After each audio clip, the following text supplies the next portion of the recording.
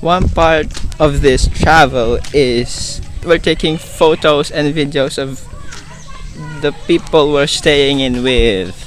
Like yesterday, we took pictures for Yanni, and today we're taking pictures for Tita Oyi. Kiss me.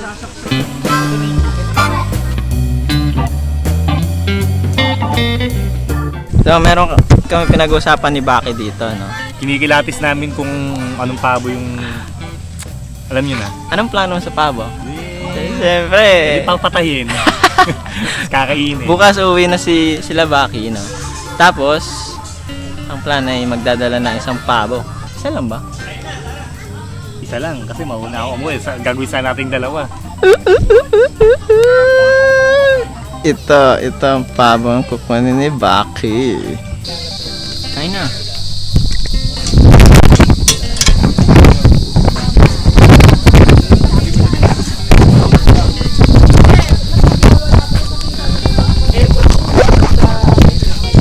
Vlog is life.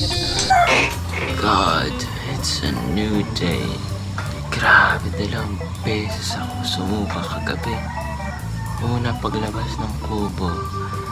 Pangalawa, kung nandito ako sa kwarto ni King, sa bintana, sumusuka ako. Ganong katindi inumang kagabi. May mas matindi pa ngayong gabi. Today we're picking calamansi. Pang papaitan daw. You haven't seen the whole place yet. This is on another side. Malalaki na.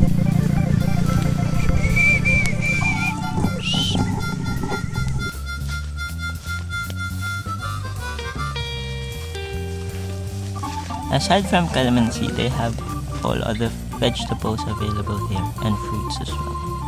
Probably fruits. No fruits. Vegetables. So salitan pala dito. Okra, talong, and things, all other things here. Now, what we're picking is calamansi. And calamansi is one of my favorite fruit because I like calamansi juice. Pwedeng substitute ay dalandan, pero most likely I'd choose calamansi because calamansi ng Pilipinas ay mas masarap kaysa sa lahat ng kalamansing natikman ko.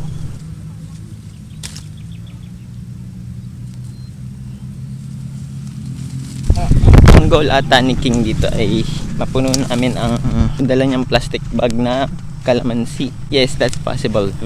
Yung isang plastic bag ay kulang. Wala pa kami sa dulo. Let's go. Uy!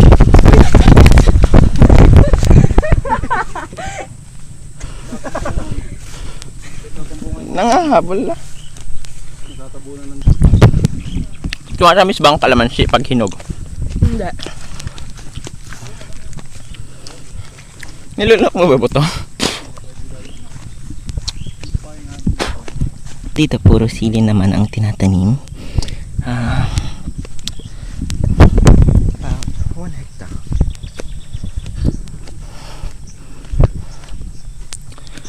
Dito, hanggang saan lang dito?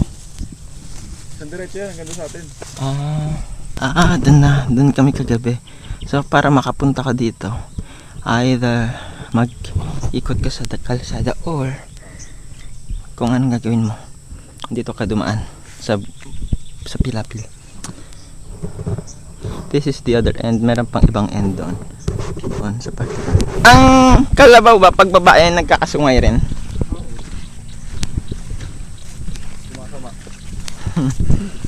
Nabuhan ka ng sungay!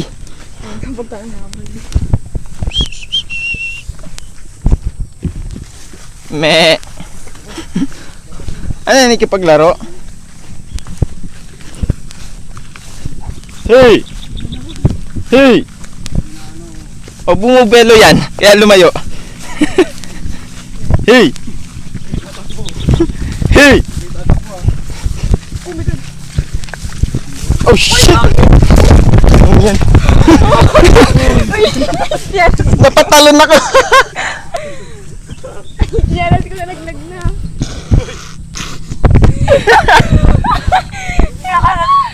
Hey! Ano ba siya? Nakikipaglaro? Buwelo lang daw yun. Kaya lumayo. Territorial pala siya. Territorial yung kalabaw.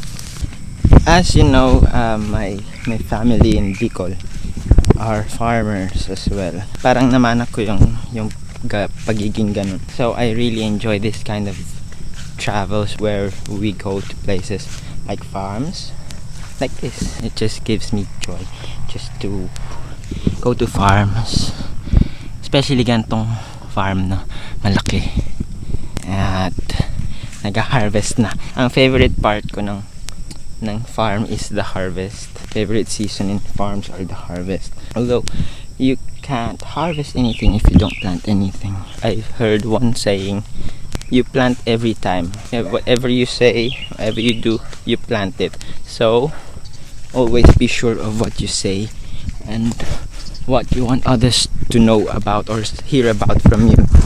If you're not very careful with that, it's either you already planted a good seed or a bad seed to that person.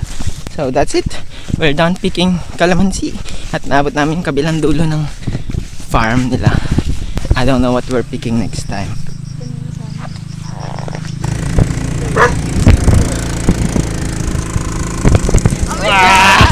Pwede pala to, all terrain pala to. Flat. Flat. Ayos lang din. Lipat ako doon. Papanginan ko lang. Plagiarisms. Subscribe ka na ba sa kanya?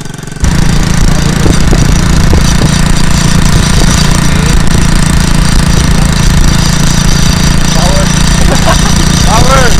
Nagluluto na daw. Pahabol lang yung kalamansi. Sinampalukan tapos kalamansi ang kinalamansihan pala. Oo, kinalamansi. Ayun yung takong sinapalukan yung walang kalamansi. Ay, yung puro kalamansi walang sampalok. Kamyas pala, kamyas. Ito pala yung treehouse. So pag akyat ka sa treehouse, kailang akyat ka dun sa lubid somewhere dito. Guess how much was the cost for building this treehouse? Put it in the comments. I won't say it here.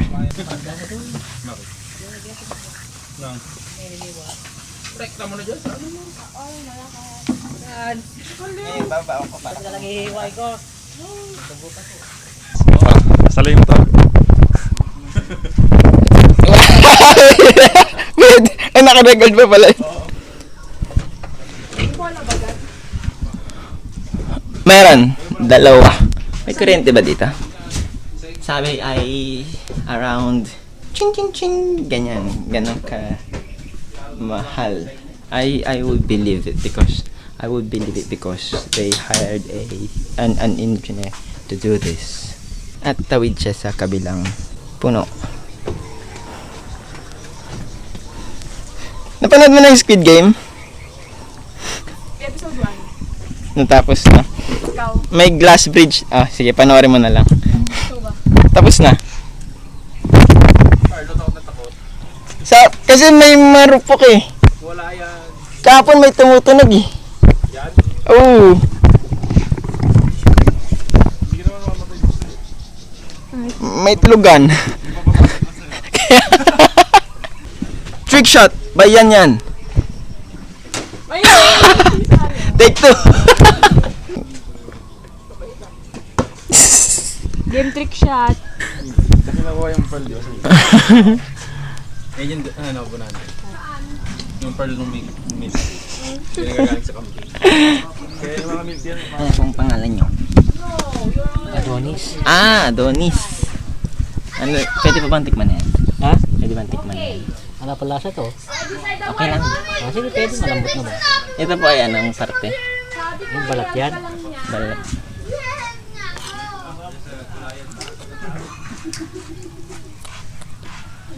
Ay, ito ba kinain mo? Oo. Kain ka na rin, oh. Pag naruto to, kakain ka. Luto na. Same? Same lang? Nilaga na nga ito.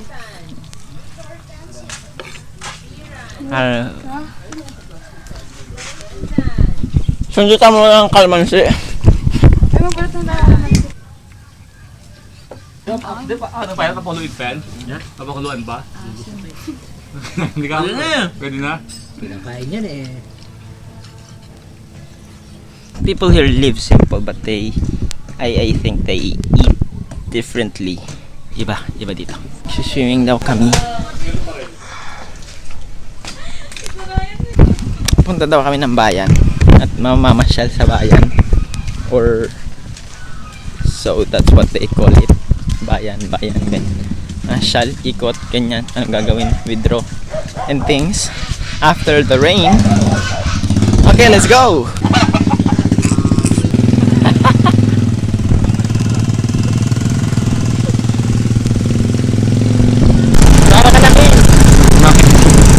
We were expecting a little bit more than this. We were expecting, it wasn't as surprising as other cities, but this works for us. Ang Lapas Bayan Tour, wala naman masyado makikita kasi dito. Ngayon siguro wala pa masyado. May mga ginagawa pang mga bagay-bagay. Saka kulang ang tao. Dapat fiesta. Maganda ba dito pag fiesta, King? Hindi rin pala maganda pag fiesta. Maganda nung wala pang COVID. Oo. Nung meron na, ala na. Kahit saan naman yata, nung walang COVID maganda eh, no? Uwi na kami at mag-swimming na lang daw kami. Swimming na lang at magpiprito ng mushroom.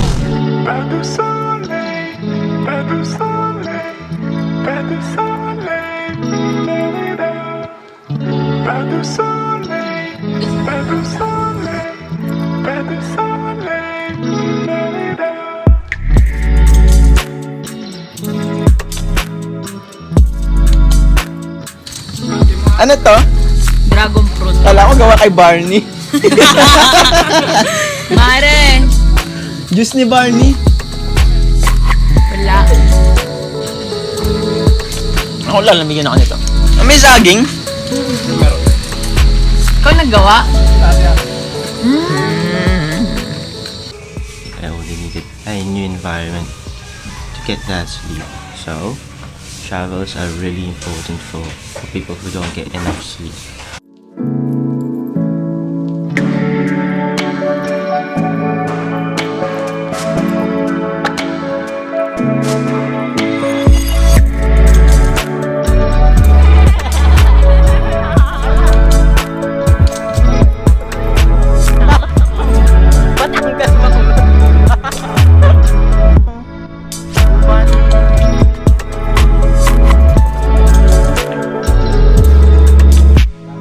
Sir, may gulay pa? Ha?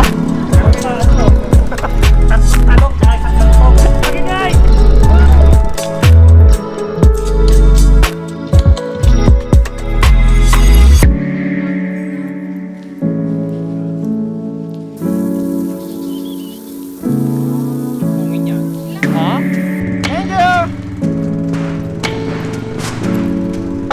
Hey, wag ka tatalon!